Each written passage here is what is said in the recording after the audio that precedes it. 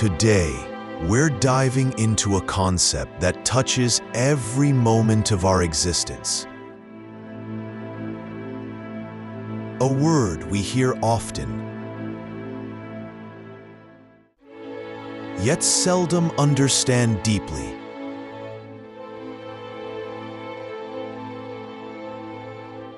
Karma. Welcome to Sacred Ascent, a space where we explore the deeper layers of life, the self, and the sacred truths that guide us. What is karma? Karma means kriya, or action. Eating, talking, thinking, helping, hurting, anything and everything you do consciously is karma. It is not just physical action. Your thoughts, your words, all of these are karma.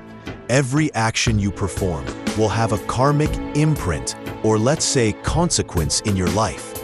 Each action leaves a mark that eventually leads to a result, good or bad. Positive actions will have positive consequences, and negative actions will have negative consequences.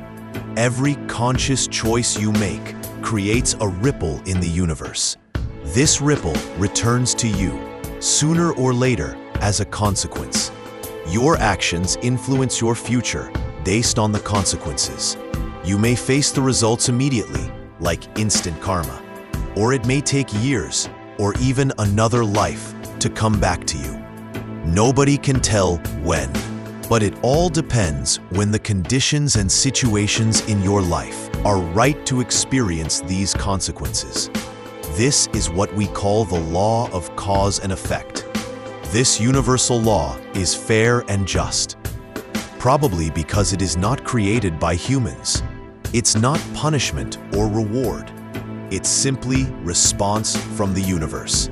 And it is not just the action, but the intention behind it that matters. Any action performed with selfish intentions, or with the intentions to hurt any other living being, will have a strong negative karmic impact and consequence. Similarly, any action performed selflessly, for love and care and to help others, will have a strong positive karmic impact and consequence. Example, a soldier and a murderer both kill, but one acts out of duty, the other out of selfishness. The karmic impact is very different. Why is karma important? All major Indian spiritual religions, Hinduism, Buddhism, Jainism, and Sikhism, believe in the cycle of birth and death. A soul is born, lives, dies, and is born again, until it achieves liberation. Hindus and Jains call it Moksha, Buddhists call it Nirvana, and Sikhs call it mukti. No matter what you call it, the idea is to break free from being born again and again, and reach a state of spiritual freedom and peace. Karma is the fuel that drives this cycle. Good or bad, your actions determine the path of your soul's journey. What does karma have to do with liberation? Everything. Karma is a universal law of cause and effect. This law governs your rebirth and future life conditions. So if karma binds you to this cycle, understanding it is the first step toward breaking free. So how does karma work? Let's break it down. Imagine your life is like a garden. Each action you take is like planting a seed. Some seeds sprout quickly. You see the result immediately. Others lie dormant and bloom later, maybe even in another season or another lifetime. In spiritual philosophy, these actions are categorized as 3 types of karma. 1. Kriyaman karma. 2. Sanchit karma. 3. Prarabdha karma.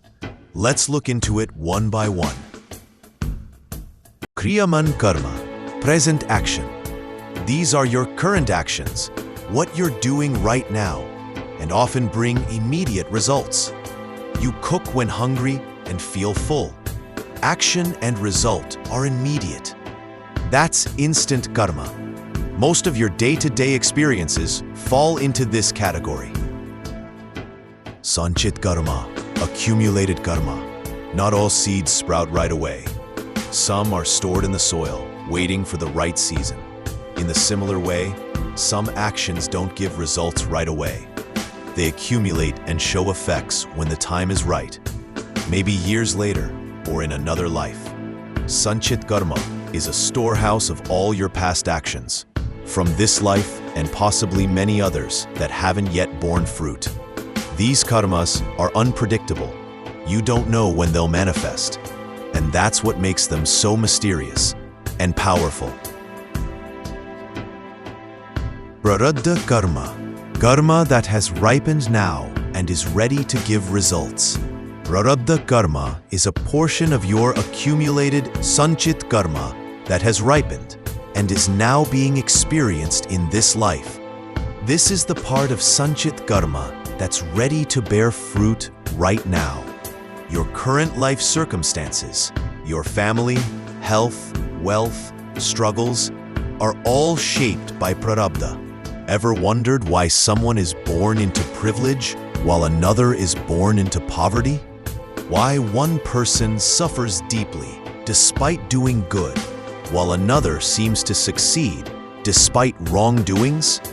That's Prarabdha at work, the karmic fruits you are destined to face now. You can't avoid it, but you can choose how you respond to it, and that response becomes new karma.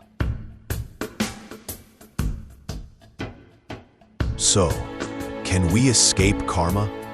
Yes and no. You can't escape the consequences of your past actions, but you can purify your future karma. The goal is to stop creating new karmas and burn off the old ones. This leads to liberation from cycle of birth and death. The great sages have shown us a way through yoga. Not just stretching poses, but the deeper paths of karma yoga, Bhakti yoga, and Jnana yoga. Let's explore them. Karma yoga, the yoga of action. Karma yoga teaches us to act without attachment to results. You do your duty, sincerely, responsibly, but you don't cling to the outcome. Cook for your family, help someone in need, serve your community, without pride, without ego, without expecting anything in return. When you do this, your actions don't bind you. Instead, they help burn off old karmas. The Bhagavad Gita says, "You have the right to perform your duty, but not to the fruits of your actions."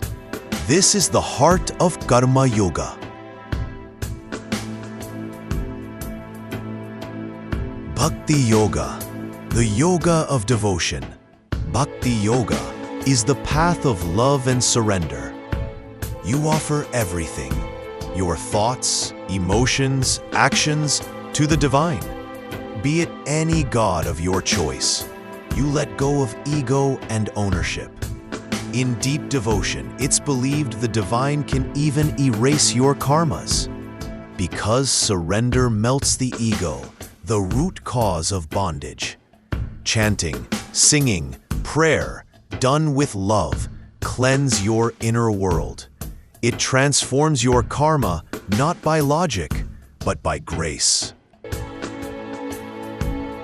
Jnana Yoga, the yoga of knowledge.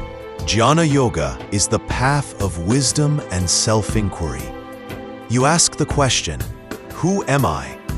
You realize, not this body, not this mind, not these emotions. I am the pure, eternal consciousness, the witness behind all. And when you fully realize this, karma no longer binds you, because karma belongs to the mind and ego, not the self. Knowledge burns karma, like fire burns paper. As the Bhagavad Gita says, all karma is burned in the fire of true knowledge. So how do you live without creating new karma? Here are some simple practices. Act selflessly. Serve without expecting anything in return. Offer your actions to a higher purpose, to God, humanity, or truth. Fulfill your duties, dharma, with sincerity. Keep your thoughts pure. Avoid jealousy, ego, anger. Practice silence, meditation, and gratitude. Do good quietly. As they say, let the left hand not know what the right hand gives. These actions purify your mind and gradually free you from karmic bondage. Always remember, you are not a victim of fate. You are the creator of your future. Your current life is shaped by your past karma, but your next life or next moment is shaped by what you do now. Karma is not punishment. It's not reward.